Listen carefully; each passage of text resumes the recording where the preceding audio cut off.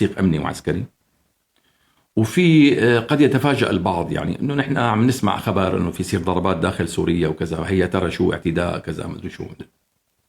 فاليوم رح اطلعكم على نتائج الاجتماع، والسيد الشرع بيعرف شو عم بحكي، والسيد الشيباني بيعرف شو عم بحكي، كل الاحترام له، انا ماني مختلف معهم، بس انا واجبي اني اطلع الناس على ما يدور وراء الكواليس، لانه السلطات ما بتحكي لشعبها شو عم يعملوا. ما بتلاقوا غير الخبر طلع وحطوا قدامكم امر واقع، بيطبلوا له بالاعلام، بتقوموا انتم بتمشوا وراهم. انا بحب اطلعكم عن الخبر قبل ان او ماذا يدور وراء الكواليس، وراء الابواب المغلقه، من خلال علاقاتنا نحن، اللي الاخبار اللي بتصلنا. بغض النظر عن الصبيان اللي بيطلعوا بيفسفسوا بيطقطقوا براغي وبقلاتلتوا وبيحاولوا يسفوا اللي عم نقوله، هن بيعرفوا انه الخبر اللي عم نقوله 100%. رح اقرا لكم هلا نتيجه اجتماعنا بالامس مع معاون وزير الخارجيه السيد مارك روبيو. كان موجود يعني، وكان في عدد من الدبلوماسيين والسياسيين العاملين بالخارجيه. النقاش رح يدور الاجتماع حول التالي: الذي وصلنا من تسريبات ما بنسبها للحكومة الأمريكية أو للخارجية الأمريكية، وما بنسبها للسلطات الأمريكية أو للسلطات الإسرائيلية، لسبب أنه الإعلام بيقول تسريبات. قد يكون في حرج لبعض السياسيين سواء بدمشق أو خارجية دمشق، حكومة دمشق، أو لأمريكا أو لدول عربية أو لتحالف. فأنا بقول لكم إياها تحت باب التسريبات.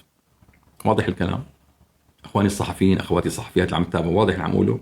طيب سجلوا عنكم اللي بدي أقوله، مشان بعد فترة تسمعوا بالأخبار تعرفوا شو عم نحكي، إنه الكلام صح ولا لا.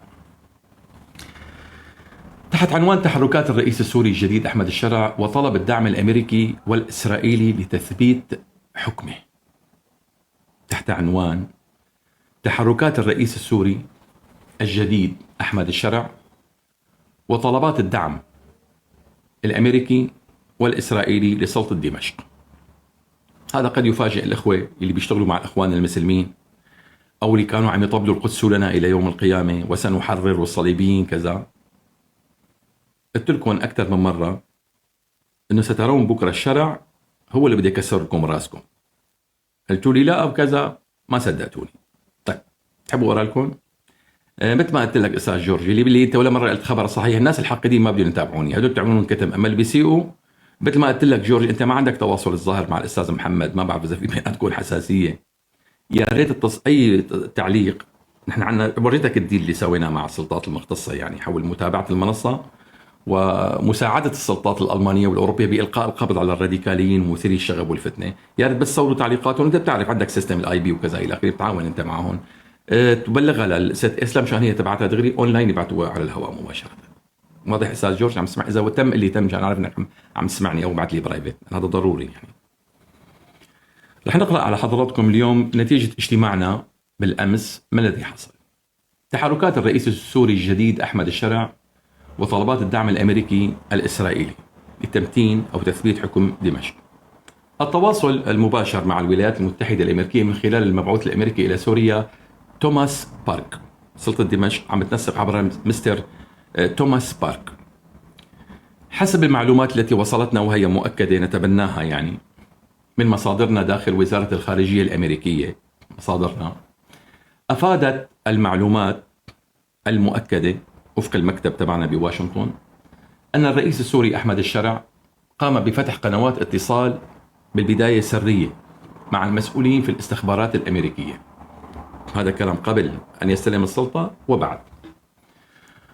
مؤخرا القنوات الاتصال كان بيجري بالتنسيق لبعض تنسيق أمني والتحضير. بعدها الآن بعد أن وصل إلى سدة الحكم المؤقت بات التنسيق على الشكل التالي: طلب أحمد الشرع دعما لوجستيا واستخباراتيا من الولايات المتحدة الأمريكية لمساندة حكومته في القضاء على الجماعات المتشددة في سوريا والتي لا تسلم السلاح. هذا كلام لا يخص لا قسد ولا الأخوة الدروز، يخص أبو عمشة، يخص جيش وطني، يخص جيش مدري مين، يخص كتيبة مدري مين، أخوان مسلمين، التنظيم الفلاني، المطبين الفلاني، كل شيء تنظيمات ما بترضى سلم سلاحه وأمره لأحمد الشرع، عدا قوات سوريا الديمقراطية والأخوة الدروز بالسويداء. نتكلم على ما يدور.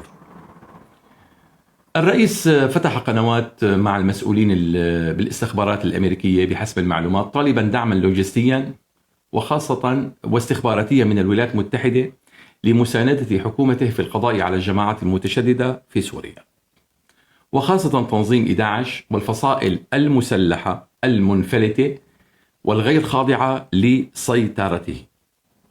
الشرع أكد في اتصالاته أن إدارته الجديدة تسعى إلى إعادة الاستقرار إلى سوريا وتصفية العناصر الإرهابية والمنفلتة مع التركيز تصفيتهم يعني إزاحتهم تحييدهم مع التركيز على المناطق الحدودية.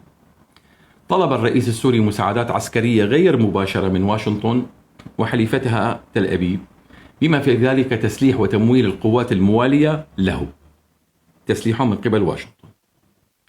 حول ضم مقاتلي الأيغور للجيش السوري الجديد، كشف الشرع لمبعوث أمريكي. ليش وافقت أمريكا؟ كشف الشرع للمبعوث الأمريكي توماس بارك أيضا باتصال سري مع مسؤول في وزارة الدفاع الأمريكية البنتاغون بين مزدوجين أن الحكومة السورية تعتزم دمج مقاتلي الأيغور ذوي الأصول الصينية ضمن صفوف الجيش السوري الجديد، وذلك بعد تدريبهم وتجهيزهم وفق العقيدة الجديدة للجيش السوري، وهذا تعهد على مسؤولية أحمد الشرع. ووفق الخطة سيكون دور هذه القوات التواجد على الخطوط الأمامية بمواجهة الميليشيات الراديكالية أو 11، خاصة في العمليات ضد 11. أيضا عرض من قبل دمشق على الولايات المتحدة الأمريكية مقترح أنه يمكن الاستعانة بهذه القوات الأيغور والقوات الأجنبية التي ستضم إلى الجيش السوري، ليس فقط الأيغور، في تركستان وفي طاجكستان وإلى آخره، أنه طمأن واشنطن أنه يمكن الاستعانة بهذه القوات، ينحطون تحت تصرفهم، يمكن الاستعانة بهذه القوات كقوات برية للقضاء على أذرع إيران والحشد وكذا وإلى آخره، الأذرع إيران اللي بالمنطقة، للقضاء على أذرع إيران سواء في اليمن أو العراق إذا طلب البنتاغون منهم ذلك، يعني إذا طلبوا بمهمات خارجية جاهزين الجماعة وفق الخبر. طلب مساعدة إسرائيلية مباشرة. حكومة دمشق تطلب مساعدة إسرائيلية مباشرة من سلطة تل أبيب أو حكومة تل أبيب تحت عنوان طلب مساعدة إسرائيلية ضد الفصائل المتمردة في الجنوب. عشان تعرفوا القصف اللي صار على تل أبيب من مين، والصمت السلطة أو تغاضيها عن القصف الهائل اللي صار ضد فصائل مسيطرة على الألوية بالجيش السوري أو لها موال أو لا تعمل تحت مظلة أحمد الشرع بشكل مباشر. منها ميليشيات حتى عم تعتدي على سويدا يعني، أو عم تحاول تعمل أي نوع خارج سلطة الدولة وفق الخبر. أيضا طلب المساعدة المباشرة من إسرائيل ضد الفصائل المتمردة في الجنوب، وهذا خبر بيقدروا يطلعوا يكذبوه إذا بيحبوا حكومة دمشق إذا كان الخبر كذب. أفاد مصدرنا لدى الخارجية، طبعا عندنا حصاد نحن بنحصده، ما بنذكر اسم الشخص يعني مصدر مؤكد بتشوفوا حتشوفوا بعينكم على أرض الواقع. أفادت مصادرنا لدى الخارجية الأمريكية من خلال مسؤولين استخبارات إسرائيليين أن الرئيس أحمد الشرع تقدم بطلب مباشر إلى الحكومة الإسرائيلية لضرب الفصائل المسلحة في جنوب سوريا من قبل إسرائيل، التي رفضت الانضمام لوزارة الدفاع السورية بعد انتهاء المهلة التي حددت ب10 أيام من قبل وزير الدفاع السوري. طلب من إسرائيل أن هذه القوات خارجة عن سلطة الدولة، لكم تساعدونا بالقضاء عليها أو تطييعها.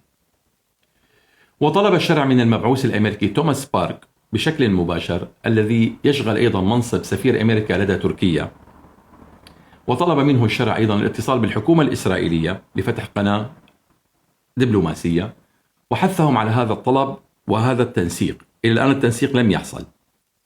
إسرائيل عم تضرب بعض الميليشيات المنفلتة، لكن إلى الآن لم يحصل بأن دمشق تنسق لضرب هذه الفصائل، لا، عرض عليهم أن يفتحوا تنسيق بين بعضهم البعض. هذا الكلام بالأمس، الكلام وصل لنا. هل بدأ بالأمس؟ هل سيبدأ اليوم غدا؟ لا ندري، لكن كله يعني يصير يعني بعلم حكومة دمشق. مارد إسرائيل وحث الحكومة الإسرائيلية على العمل، حثهم على هذا الطلب وهذا التنسيق، أن دمشق جاهزة لذلك وستنسق مباشرة مع تل أبيب. هذه الفصائل التي تتخذ من محافظة درعا غالبا ومناطق الجنوب معقلا رئيسيا لها، رفضت تسليم السلاح لسلطة دمشق أو الاندماج تحت قيادة الجيش السوري الجديد. طلب الشرع من إسرائيل تنفيذ غارات، طلب مباشرة الآن بدأ الطلب، طلب الرئيس الشرع من إسرائيل تنفيذ غارات جوية أو عمليات خاصة ضد هذه الجماعات مع ضمان عدم استهداف القوات النظامية، أنه شرط تضرب القوات النظامية اللي تابعة لحكومة دمشق. أما مو تابعين لأننا ما لنا علاقة فيهم، قوموا بالواجب، لأنه دول عم يبدون يعذبونا ويخلخلوا اللي يخلوا بالأمن. طبعا رد إسرائيل، أكدت إسرائيل أنها ستدرس هذا الطلب وسيتم التنسيق والعمل على ذلك بشكل مباشر بين سلطة دمشق وتل أبيب، واعتبرت أن هذه خطوة إيجابية من الشرع، إيجابية للغاية حتى كاتبين. اعتبرت أن خطوة الشرع تجاه إسرائيل هذه إيجابية ورحبت بها، وقالت تل أبيب للمؤتمرين أنها مستعدة لتقديم المساعدة لسلطة دمشق في سبيل مصلحة البلدين للقضاء على تلك الفصائل التي لا تخضع لإرادة الدولة السورية، ما عدا الأخوة الدروز وقوات سوريا الديمقراطية، الفصائل التي خونجية على جيش وطني، على جيش حر، على كذا. كل مين ما بيسمع كلمة شرع رح يأكل ضرب. من مين؟ من أولاد العم. دمشق عم تطلب ذلك وعم تنسق مع إسرائيل بذلك.